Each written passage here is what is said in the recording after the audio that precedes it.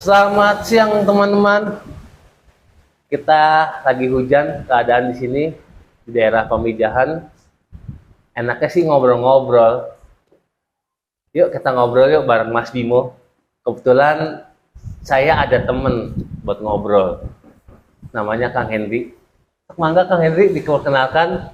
Siap, nama saya Henry. Saya pelaku penjualan motor Honda di Cirebon. Kalau kita ngobrol-ngobrol dulu aja ya. Boleh.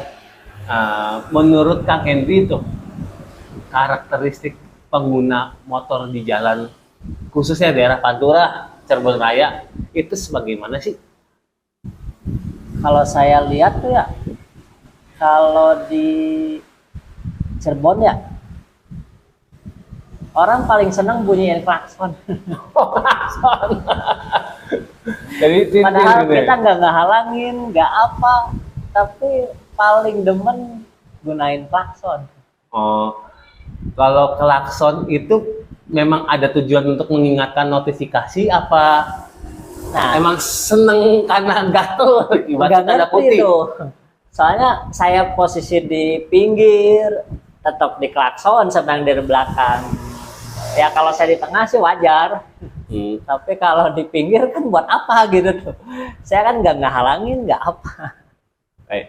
Kalau menurut Kang Henry nih, nah kita kan sering di jalan Pantura tuh ngelihat motor banyak yang nggak pakai helm, padahal itu Pantura. Nah, menurut Kang Henry tuh sebaiknya itu gimana pengendara motor yang Saya sebenarnya sih sebagai- nggak boleh pakai motor nggak pakai helm di jalan raya. Cuman mungkin karena udah terbiasa ya, udah jadi kebiasaan habit gitu ya? Iya, sama dari pihak yang berwajibnya juga sebenarnya nggak tegas. Jadi ibaratnya perangkat pemerintah ada ketegasan untuk menegur lah Iya. minimal gitu ya. Karena ini kan efek dari pembiaran ya, Baik. kalau kata saya sih. Iya. Makanya si warga pun jadi ya udahlah nggak usah pakai helm, nggak ditilang ini gitu. Jadi secara tidak sadar tuh mereka tuh lebih takut sama polisi kalau pakai helm dibanding Iya, kepala mereka jatuh. Betul, Gitu karena ya? kalau saya lihat kalau mereka takut sama nyawa dia sendiri, nggak harus ditegur, harusnya jadi kesadaran sendiri. Kalau dia merasa sayang sama nyawanya sendiri. Tapi kalau saya ngelihat yang di sini tuh kayaknya sih kurang sayang. Kalau misalnya melihat fenomena motor lawan arah demi mengejar putaran balik, karena kan biasanya kalau di Pantura itu kan pembatas jalan apakah itu banyak yang ditutup pakai separator Ya. dan hanya misalnya satu titik yang buat putaran doang. Itu bagaimana menanggapin kalau menurut Kang Hendy nih?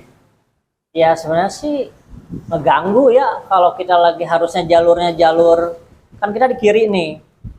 Kalau ada yang dari sana pengen ke sini malah ya kalau kata kita sih ganggu ya.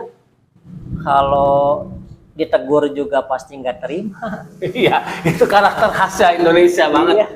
Makanya daripada kita Berdebat ya. iya ya mau nyari siapa yang benar siapa yang salah ya biarin baik lah. Saya juga pernah kalau misalnya di jalan khususnya Pantura itu mau lihat berkendara motor, memang sih lengkap, ada helm, pakai jaket. Cuman yang disayangkan ketika mau nyalip kendaraan, dia langsung nyonong, Ya, tidak menggunakan sign, lampu Ya. sen kalau bahasa sininya. Itu yang mungkin yang membahayakan. Dia hanya memikirkan dianya selamat, tapi tidak membayangkan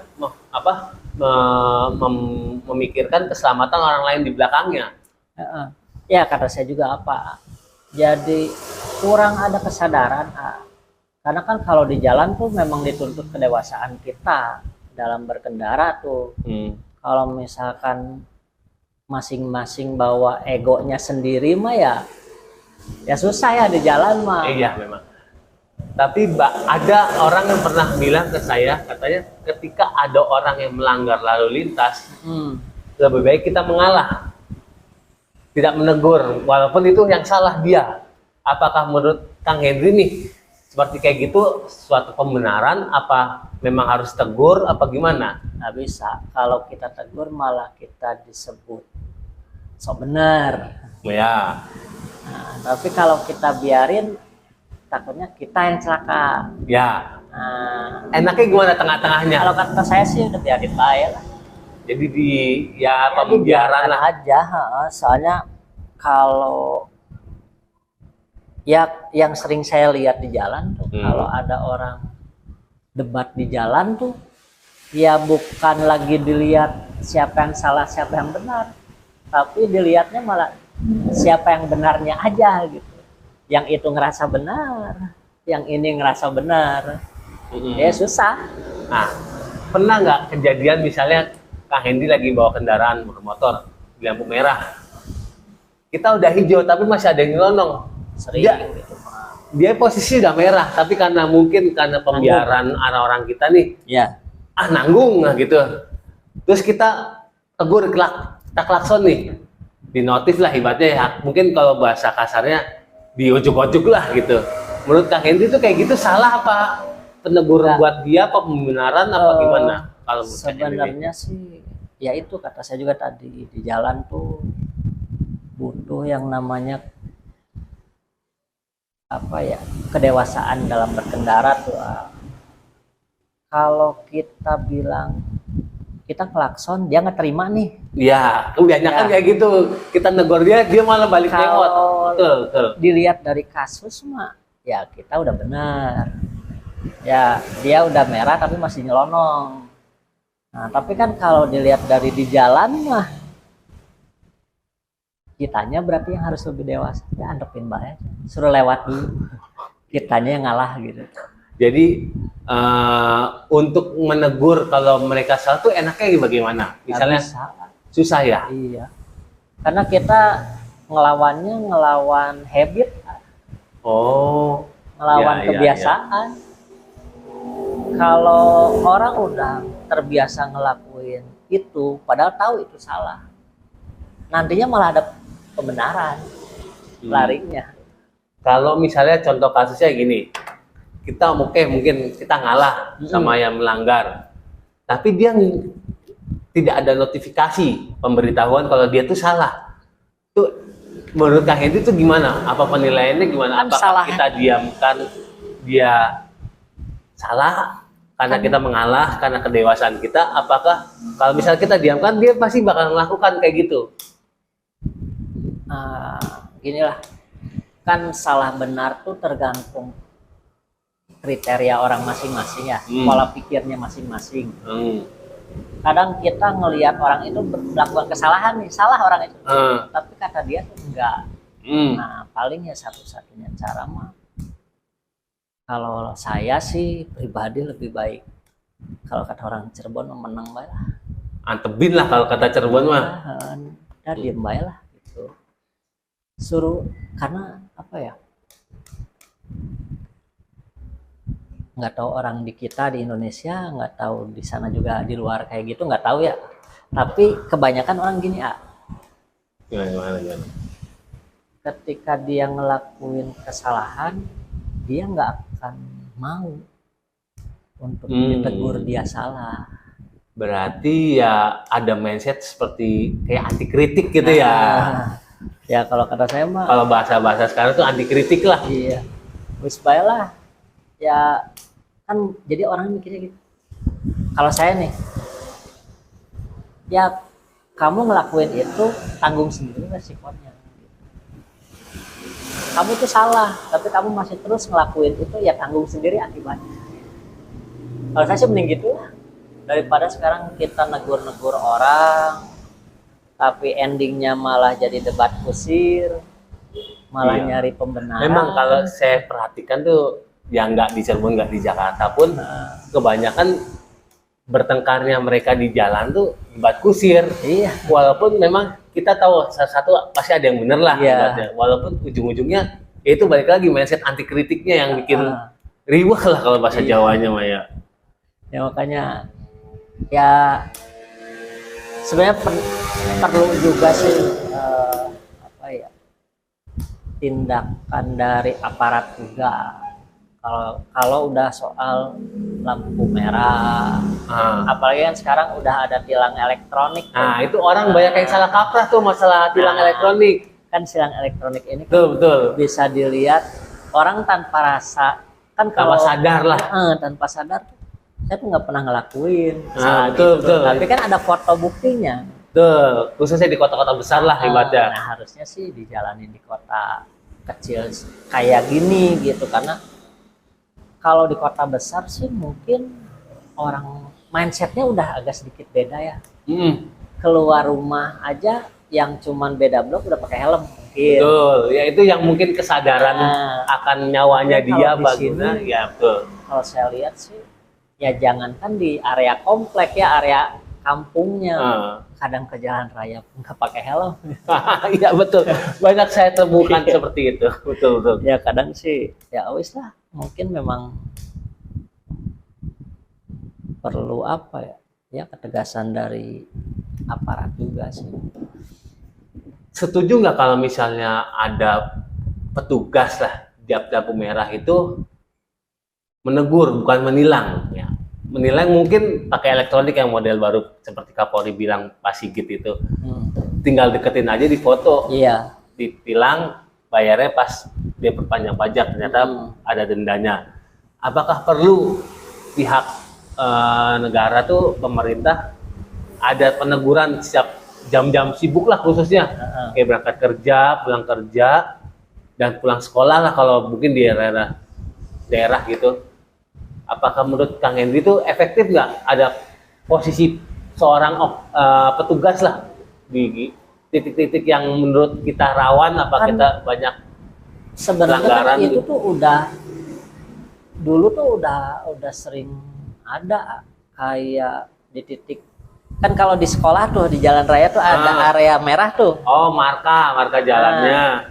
Kan sebenarnya itu kalau mau lewat situ Pelan-pelan. harus pelan-pelan, tapi kadang orang nggak ngerti. Nah, kalau untuk di kita ya, karena tadi tuh kesadarannya kan masih agak kurang. Kalau kata saya sih mending diadain aparat di situ, bukan buat nilang, tapi buat mengingatkan kalau area itu tuh area pelan-pelan gitu. Lampu merah mah udah jelas harus ada polisi walaupun ada lampu merahnya. Walaupun ada CCTV di atas Iya, gitu tetap ya. harus ada, karena ya kita nggak tahu orang kan kadang sekarang pedewat ya. Iya. Kadang tuh merasa wah nggak ada polisi nih, lanjut aja lah gitu. Kata saya juga gitu. Di kita tuh kadang masih kayak kanak-kanakan, Pak. Jadi apa-apanya harus ditakut-takutin. Apakah pola dari awalnya apa gimana menurut Kang Henry, analisanya Kang Henry Saya nih? nggak ngerti ya, apa karena memang udah dari dulunya harus ditakut-takutin terus baru dia mau, karena bukan hanya di kendaraan sih, di jalan raya itu ya, di tempat kerja aja kalau ada bos kita bener kerja. Tapi itu contoh kalau kecilnya, betul. Tapi kalau nggak ada bos, so kerjanya kayak gimana? Betul. Padahal secara job desk dia udah harus ngelakuin itu dengan benar, mau ada bos mau enggak kan gitu. Betul. Contoh simpelnya itulah. Iya. Berarti memang untuk masalah pelanggaran kecil ya, mungkin nggak besar ya, mungkin kecil yang sepele lah, kayak misalnya nggak pakai helm, nggak pakai SIM, terus mau belok kiri nggak pakai sen. Itu agak susah kalau tidak ada ketegasan dari pihak aparat dan kesadaran dari kita kalau itu berbahaya bagi orang lain juga. Ya terutama yang kedua, kesadaran itu ya. Iya, karena ya setegas-tegasnya polisi kan nggak bisa nyakup semua orang, ada keterbatasan lah. Tapi kalau dari diri sendiri kan ya kita juga tidak bisa menyalahkan orang karena apa mungkin yang kita hadapin tidak semuanya orang lain itu seperti kita yang mengerti. Iya. Ya itu pola pikirnya, mindsetnya yang harus dirubah.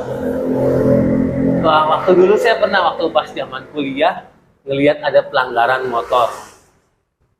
Tepatnya sih daerah Cipulir, Kebayoran Lama lah, daerah Jakarta Selatan. Itu ada fenomena orang lawan arah.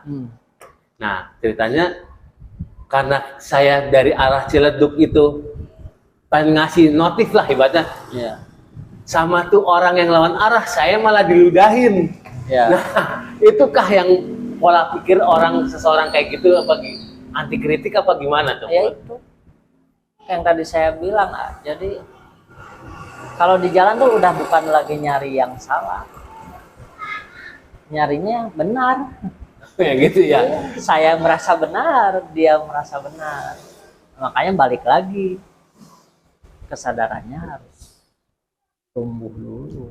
Tuh, ingat kan, kesadaran dari kita sendiri, walaupun nggak ada polisi, apa nggak ada petugas-petugas yang lain, kalau kita nggak sadar ya sama aja.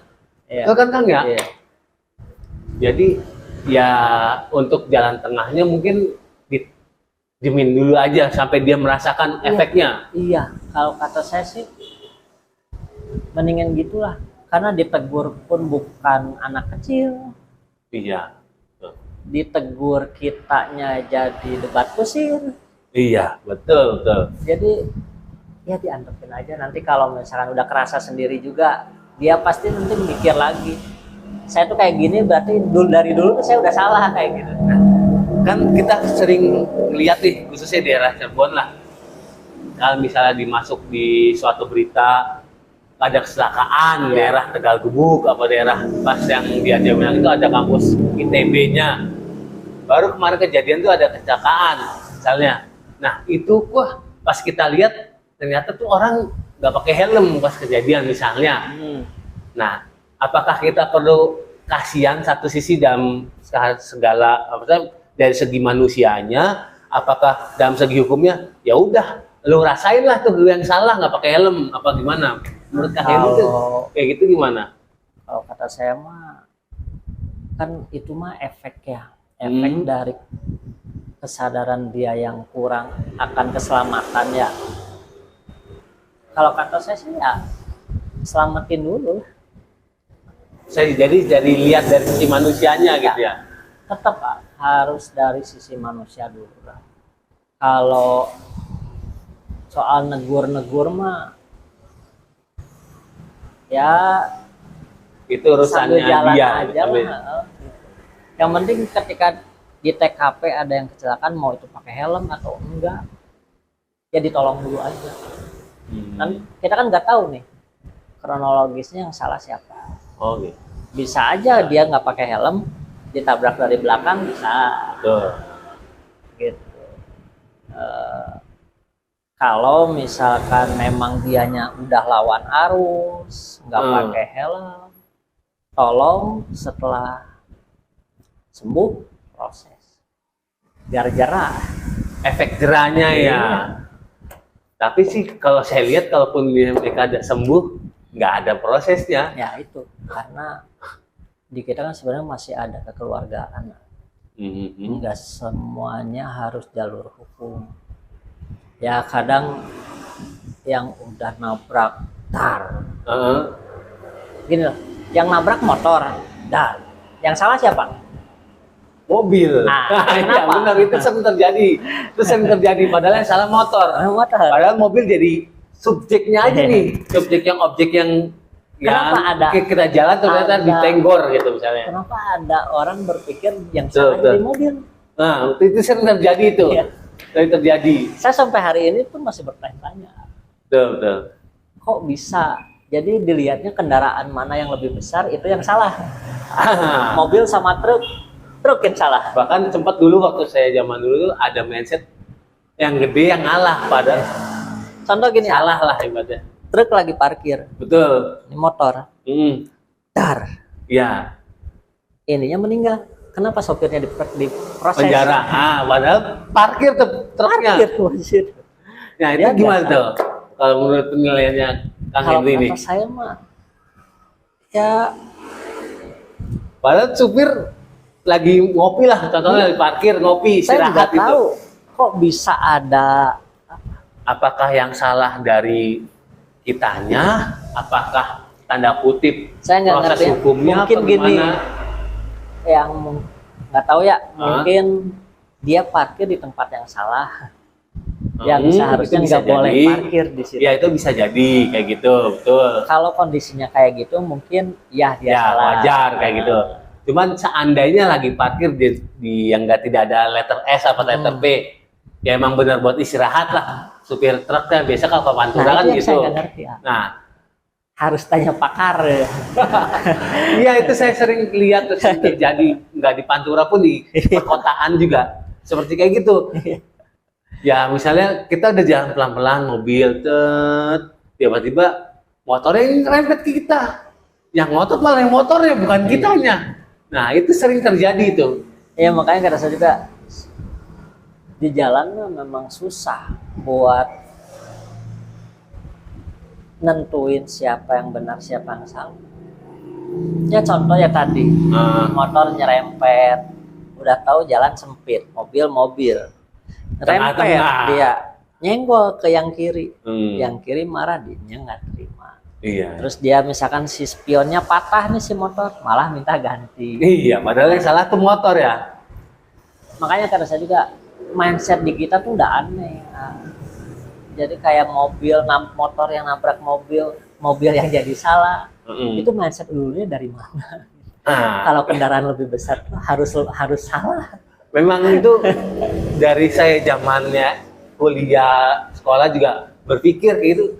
Padahal mobil nggak salah, yang nabrak motor, apa entah yang nabrak mana, becak apa gerobak, tetap yang disalahin yang naik mobil. Padahal mobil nggak salah. Ya itu kata saya. Mindset ya berarti ya. Susah ya kayak gitu emang kayak gitu. Susah sih. Ya bener kata orang ya. Dulu saya pernah dengar apapun yang ada di dunia ini yang dilakukan sama manusia berawal dari mindset. Mindset kita sukses ya sukses. Mindset kita yang pesimis ya gagal. Kalau mindset kita udah benar ya benar selamanya. Jadinya egois. Yang satu nggak ada tuh cuma mindset salah. Jadi kita nggak ada. Mindset salah. Jadi kayak semacam kayak anti kritik ya. Ya. Jadi orang ngomong ngasih masukan apapun di mata kita salah aja. Makanya saya mah prinsipnya kayak gini ya gini. Kamu mau ngomong apapun ya gimana saja. Oh ya, dengarkan. Mindset semuanya itu berawal dari mindset. Kalau ya mau kita di dalam kerjaan, dalam kendaraan, tetap mindset. Ya mungkin buat saya pribadi masukkan juga pelajaran mindset untuk dalam berkendaraan. Susah. Jadi ya berawal emang dari mindset. Ya. Mau kita notifin kalau kita bukan petugas lah, minimal petugas Iya. apa susah. Jadi nanti ujung-ujungnya debat kusir. Iya. Gitu ya. Benar. Ya kadang bukan sama warga sipil juga, kadang sipil sama polisi aja bisa debat kusir. Iya, betul.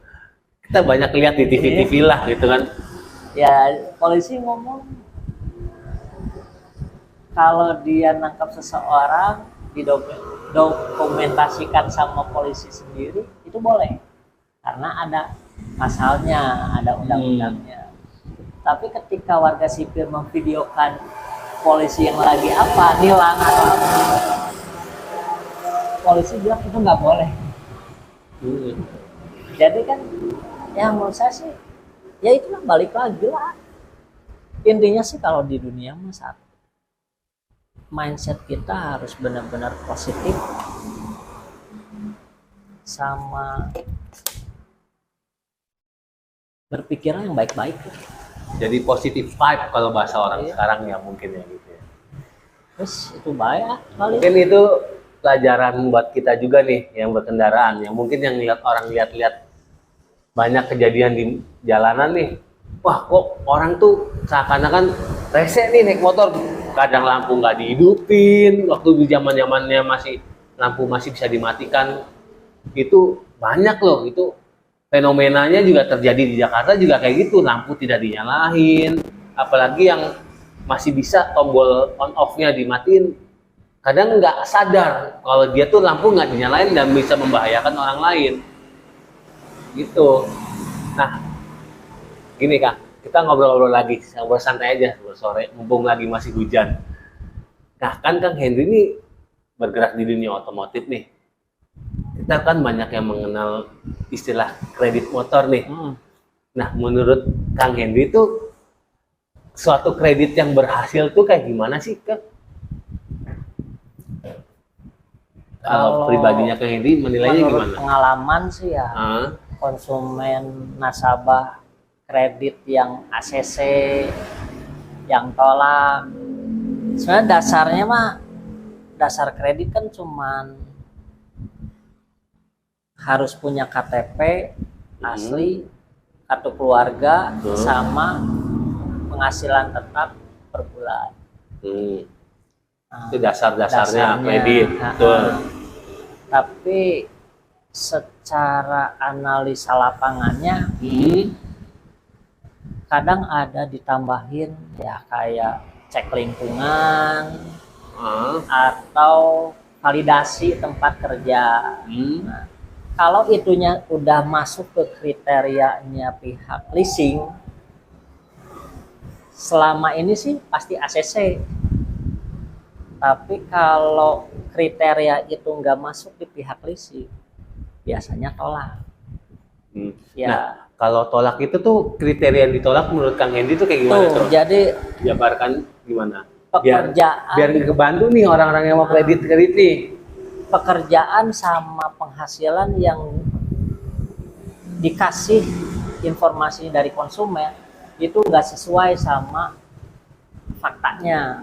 Mungkin satu itu. Kedua, kalau dari kerjaan sih rata-rata itu ya. Tapi kalau untuk checklink mah kita nggak bisa apa-apa. Kadang lebih subjektif ya kalau kayak gitu. Kalau cek lingkungan ya mungkin kalau penilaian saya menurut kata orang. Ya kadang kan orang kita bertetangga tuh nggak semuanya baik. Betul, iya. Kadang-kadang ada crash sedikit, ada yang nggak seneng, ada yang ngiri. Nah, ternyata hal itu yang tidak disadari sama pihak leasing. Mereka nanya ke tetangga, mungkin tetangga itu nggak seneng sama kita. Oke. Jadi inputan yang dia kasih ke orang leasing negatif semua. Gitu, oke, baik. Tapi kalau checklinknya ke tetangga yang baik sama kita, mungkin inputannya positif juga. Makanya nggak objektif kalau kata saya sih. Kalau analisa ACC atau enggaknya hanya berdasarkan checklink, nggak objektif. Jadi kalau misalnya kita cuman kuat di cek lingkungannya, berarti kan second hand ya, ibaratnya orang kedua, ketiga. Orang luar lah gitu. Tidak bisa jadi patokan juga ya. Bisa, harus nyaman. Cuman ada sebagian leasing yang ya mungkin 60%-nya lebih condong ke situ dibanding analisa secara penghasilan objektifnya. Ya mungkin bisa jadi karena saya nggak suka, misalnya contoh nggak suka sama Kang Henry. Kang Henry itu kerjaannya apa? Misalnya ada orang survei lah ke rumah, nanya Pak Henry itu kerjanya apa? Saya bilang aja ojek. Iya. Karena saya nggak suka. Itu bisa jadi penilaian ya, kayak gitu ya. Dan nggak objektifnya tuh checklinknya kalau menurut saya ya itu hanya ke 1-2 orang tetangga. Sebenarnya kalau mau checklink tuh bukan, kalau pengalaman saya dulu di leasing ya, checklink tuh bukan menanyakan dia kerjaan konsumen tuh kerjaannya apa, itu bukan, karena nggak semua tetangga tuh tahu kerjaan kita tuh apa. Kan kita juga nggak pernah ngomong saya kerjaannya ini loh, saya kerjaannya ini loh ke tetangga semua, kan enggak. Iya, itu emang kadang-kadang juga jadi seperti dua mata pisau lah. Kalau saya dulu checklink ke tetangga tuh, itu biasanya kalau checklink tetangga itu jaraknya berapa rumah? Biasanya 5-10 rumah dari rumah nasabah biasanya sih. Dan yang saya tanyain, ini orang asli sini atau bukan? Terus di warga sini ada masalah hutang piutang enggak. Itu aja yang saya tanyain. Kalau misalkan, oh ini pendatang, udah berapa lama? Nah, kalau misalnya pendatang tapi dia punya permanen residen di situ Nggak gimana? apa-apa. Kan kita bisa tanya RT. Hmm. Nah, kalau saya dulu checklinknya ke RT, bukan ke tetangga. Hmm. Kalau RT kan data ada bisa divalidasi kalau dia terdaftar di RT Ya, tersebut. saya juga dulu pernah diajarin sama bos saya, kebetulan saya juga di bank swasta dulunya. Kita silaturahmi dulu sama RT-nya. Iya. Betul, kita cek dulu nih Benar. validan apakah ini benar nih, kenal nggak RT-nya. Iya. Mungkin itu yang miss mungkin sekarang kali ya. Iya. Jadi kebanyakan sekarang malahan RT dilewat untuk checklink tuh. Padahal di situ bisa validasi dia tuh ngontrak atau bukan. Rumah sendiri, kalau misalkan rumah sendiri RT pasti tahu. Kontrak pun dia pasti tahu. Karena yang kontrak harus daftar kan ke RT. Saya izin tinggal di sini, ini data saya. Statusnya apa ngontrak? RT tahu di situ. Kalau ngontrak kenapa sih? Kang, biasanya apakah takut dia pindah rumah? Iya, karena kalau Apa? Tapi bagian banyak yang bertanya ke saya tuh, kenapa sih setiap kali ngontrak tuh nggak bisa kredit motor, apa nggak bisa kredit mobil, rumah, gitu apa gimana? sebenarnya ada sebagian leasing yang bisa Hmm. kontrak tuh asal kontraknya tahunan. Oh, Kalau kontrak bulanan fix semua leasing nggak mau. itu karena risk mitigation-nya Riskan. riskan ya. Konsumen bakal pindah setelah ngambil motor. Oh, jadi pertimbangannya seperti itu ya. Situ. Kalau saya lihat dulu tuh waktu zaman di salah satu leasing tuh pertimbangannya ke situ. Padahal secara kredit tuh yang bulanan tuh bisa, tapi harus udah di atas 3 tahun gitu. Mungkin dia ngontrak per tahun kan belum punya, jadi ngontraknya per bulan. Bisa nggak Kang, kalau misalnya kita ngontrak, emang kita orang situ, tapi posisi ya mohon maaf, maksudnya orang tua udah nggak ada nih, bagi waris lah. Karena kita orang situnya, kita kontrak, tapi KTP-nya alamatnya alamat kontrak. Nah, itu menurut Kang Henry nih, Kalau penilaiannya gimana seharusnya nih? KTP-nya udah di alamat kontrakan, Hah? itu bisa. Berarti dia lama kontrak di situ. Berarti Kalau- emang permanen lah ibaratnya ya. Kalau baru 1-2 bulan, RT juga nggak akan mungkin ngasih surat pengantar untuk bikin KTP daerah situ. Walaupun dia ngontrak gitu ya. Iya. Tapi mungkin karena dia udah lama di daerah situ, dan emang dulunya juga orang situ, mungkin dari pihak yang aparatur desa apa gimana mengizinkan karena permanen residennya itu ya. Ya intinya sih dia udah tinggal di situ lebih dari 3 tahun. Kalaupun baru 2 tahun, tapi kontraknya harus tahunan.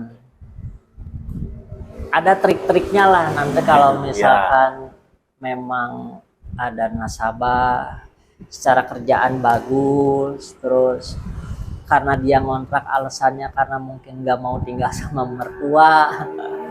Mungkin Bisa mau aja. konsultasi bisa langsung saya tanya WA Bisa. nanti ya di description ya. Bisa Saya kasih. lah. Ya mungkin Nanti kalau mau ada nanya khususnya daerah Cirebon Raya bisa konsultasi sama Kang Henry. Jualan mah. Gak apa-apa sekalian. Ya siapa tahu bisa nanti lebih mengerti alurnya kredit itu seperti apa. Bisa nanya langsung sama Kang Henry. Nanti saya kasih nomornya di deskripsi. Ya paling dari saya mah itu aja lah. Kalau mau kredit ya siapin dulu aja data-data yang diminta. Yang pokoknya dulu aja. Kalau yang lain-lainnya nyusul nggak apa-apa. Saya juga pernah dengar itu ada cash, bukan cash ya, mungkin dibilang habit juga enggak juga ya. Banyak kejadian motor tuh pada hilang. Hilang tuh dalam tanda kutip, maksudnya Ya. dipindah alihkan Ya. tangan, walaupun dalam peraturan fidusianya pun ada pasal-pasalnya. Ya. Pernah saya baca itu, katanya pasal jaminan fidusia bisa terancam pidana katanya. Nah, itu cara menanggulanginya itu gimana ya biar orang tuh tidak tergoda dengan iming-iming pindah tangan itu gimana Kang? menurut Kang Hendy nih? Kalau lihat case yang udah terjadi ya, kebanyakan orang yang udah kredit terus motor dipindah tangan, Macet lah ibadah. biasanya karena kebutuhan, bukan orang ada yang sengaja untuk memindah tangankan motor, Jadi apalagi dalam sampai tanda dijual. kutip memang lebih mentingin keperluan dapur dulu. Betul. Mungkin dulunya secara kreditnya dipaksa untuk bisa di ACC, tapi secara kapasitas tuh sebenarnya nggak masuk. Ada yang gitu biasanya lancar dulu nih pembayarannya tuh Nah, satu biasanya dua. itu trennya yang macet tuh kalau yang memang Kalau benar-benar secara macet. kapasitas nih ya, Biar kalau benar-benar secara macet. kapasitas biasanya di bulan keempat udah kelihatan angsuran tuh batu-batu. Oh, jadi tidak di belakang, di awal tuh kelihatan ya. Malah di awal udah kelihatan biasanya, tapi ya nggak semua juga sih. Memang ada orang yang niat ambil motor hanya untuk Fiktif. Nah, itu tanda-tandanya kita misalnya pelaku penyurvei apa gimana CMO apa nama istilahnya dalam dunia list itu credit marketing officer CMO, itu tanda-tanda orang yang mau tanda kutip mau nggak kayak gitu bisa. bisa nggak kira-kira dari awal tuh udah kedeteksi belum? Kalau secara karakter ya, secara karakter, secara kapasitas itu kita sebagai CMO biasanya nggak bisa nentuin di awal. Biasanya kalau karakter kelihatannya nanti di angsuran kedua. Angsuran pertamanya bayar, nanti di angsuran kedua biasanya agak mundur. Itu udah tanda awalnya ya. Tanda awal. Tapi kalau dari kapasitas biasanya dari awal udah kelihatan penghasilan si A segini, angsuran segini, buat makan segini. Di situ udah bisa dianalisa. Nah, kalau misalnya contoh kasusnya dengan contohnya UMR Cirebon. Nah, kan kita tahu sendiri UMR Cirebon berbeda dengan UMR Jakarta apa Bandung ya. Nah, itu penilaian analisanya sebagai CFO tuh kayak gimana ya? Kalau saya sih, kalau lihat nasabah-nasabah yang pernah di ACC sama ditolak ya dengan gaji UMR. Ya, contohlah kita 2,2 lah. Contoh. Misalkan saya punya konsumen A nih, konsumen A gajinya 2,2. Di ACC sama leasing. Nah, konsumen B gaji 2,2 ditolak sama leasing. Padahal gaji sama. Ya, tapi keputusan dua, bedakan ya. Ya itu analisanya menurut Kang Hendy itu gimana tuh? Kalau saya lihat mah yang A ini, yang ACC ini tuh biasanya si A ini tuh belum berkeluarga. Jadi masih single. Belum berumah tangga lah. Jadi dengan gaji 2,2 dia masih bisa mampu untuk angsur motor. Nah, misalkan angsur motornya 900, gaji 2,2, berarti sisa 1,3 masih bisa hidup. Karena masih single. Tapi kalau yang B, kasus yang pernah saya temuin tuh, dia udah berkeluarga. Nah contohnya kalau keluarga, nah itu gimana tuh analisanya? Analisanya dengan gaji 2,2 dia harus bayar motor 1.900. Misalnya taruhlah angsurannya 8,5 lah gitu. Ya 900 lah. Sisa 1,3. 1,3 ini biaya hidup misalnya 50.000. Udah minus. Nah itu gimana tuh analisanya menurut Kang Hendy gimana tuh? Makanya ditolak. Nggak bisa. Nggak bisa? Iya, karena secara hitungan kreditnya diambil biaya rumah tangga sehari-hari paling sedikit aja 50.000 udah nggak masuk. Berarti kalau misalnya secara kasarnya logikanya orang-orang yang khusus terbang nggak bisa ngambil motor dong? Digali dulu, barangkali dia punya usaha sampingan. Jadi ada income samping alternatif lah. Jadi misalkan UMR, suaminya gajinya UMR, istrinya wira swasta, walaupun cuma dagang-dagangan di rumah gitu. Tapi ditanya penghasilan istrinya sehari berapa. Kalau misalkan sehari 100 kotor misalkan, bersihnya 50.000 ya saya rasa sih dengan join income itu udah harus bisa ACC. Nah, kalau misalnya itu kan ada alternatifnya dari istri misalnya berdagang. Kalau benar-benar istrinya ibu rumah tangga nih, gaji UMR tok 2,2 Ya, di luar yang jadi insentif. patokannya Nah, tuh itu gimana nanti tuh, Kang? isbot. Apa? Isbot, Isbot tuh apa tuh? isi isi rumah. Oh, jadi kayak kapasitas rumahnya tuh kayak Iya, gimana? kan kelihatan.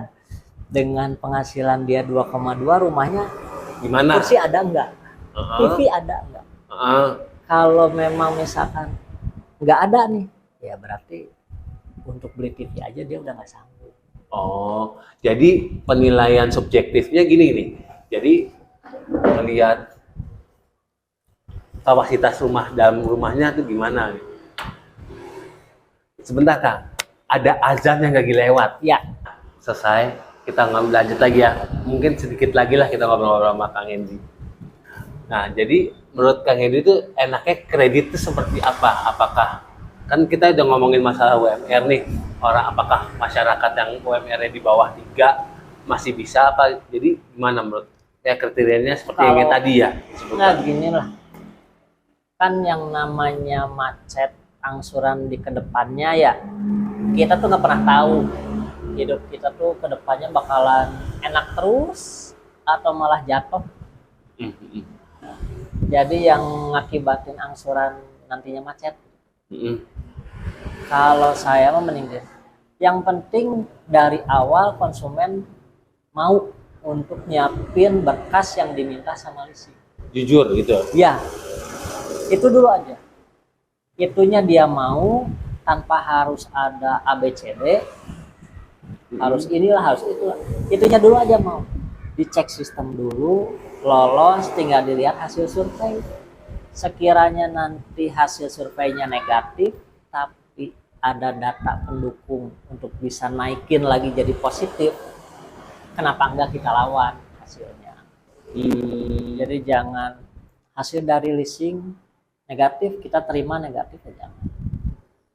Ya kita sebagai marketing kan harus kasih solusi buat kendalanya konsumen yang mau ambil motor. Kan nggak semua konsumen tuh datanya bagus-bagus semua. Iya, betul. Ya, ya benar sih. Jadi ya walaupun kredit dengan ya dengan kapasitas UMR pun masih bisa digali ya. Bisa. Asalkan ya dari pihak-pihak yang leasingnya pun mau untuk menggali. Iya. Jadi intinya gini lah, pilihan leasing tuh ada 1 sampai 5. Tiap leasing ada analisanya masing-masing, ada kebijakannya masing-masing. Kita sebagai marketing hanya bisa mengusahakan kemauan konsumen untuk ambil motor dengan cara yang benar. Kalau misalkan kitanya udah ngelakuin caranya benar, hasil dari leasing A negatif, kita coba di B, coba di C. Yang penting konsumen niat baik, mau sabar, mau ikhtiar, ya ayo kita bantu. Itu aja sih. Jadi ya kredit motor ya seperti itulah Ya, intinya mah jangan sampai ada fraud aja lah di awal gitu. Itu Kalau juga, fraud di akhir mah biarin baik gitu. itu juga berlaku untuk kredit-kredit yang lainnya. Iya. Seperti itu ya penilaiannya ya. Contohnya ya secara luasnya seperti itu. Ya mungkin penilaiannya itu masing-masing mutlak di tangannya leasing. Betul.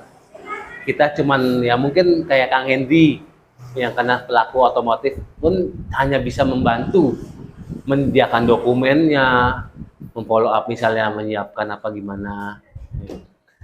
Kang, satu lagi nih Kang. Siap. Kalau orang mau kredit motor gimana tuh Kang? Apa hubungin ke Kang Henry dulu apa gimana nih? Gini baik. Nanti kan ada nih di link sini ya. Di Nomor deskripsinya telepon ada nanti. Kalau misalkan untuk areanya Cirebon, Indramayu, Kuningan sama Majalengka, boleh konsultasi nanti di nomor WA. Kalau boleh tahu dealernya apa nih Kang? Nah, Henry sih di sini kerja di dealer Honda Bintang Anugrah Motor. di pos penjualan bak pamijahan Plumbon. Oh, di Plumbon tuh kawan-kawan, daerah khusus Plumbon, Sumber tuh, dekat. Nah, bisa kontak langsung nanti sama Baik. Kang Hendri. WA aja lah, WA. Siapa tahu nanti berminat untuk brandnya apa, Kang? Honda. Ah, Honda tuh. Jadi siapa tahu mau motor PCX baru, Beat baru, bisa langsung konsultasi aja, nanti saya kasih nomor WA-nya Kang Hendri. Siapa tahu bisa konsultasi lebih lanjut, mau ngambil motor, apa saudaranya, apa keluarganya mau ngambil motor. Ada motor yang diidam-idamkan, bisa langsung ke Kang Hendri. Itu aja Kang ya. Siap. Paling terima kasih atas waktunya Kang. Siap, makasih A. Makasih saudara-saudara, teman-teman. Kita ngobrol bareng Mas Bimo, berlanjut lagi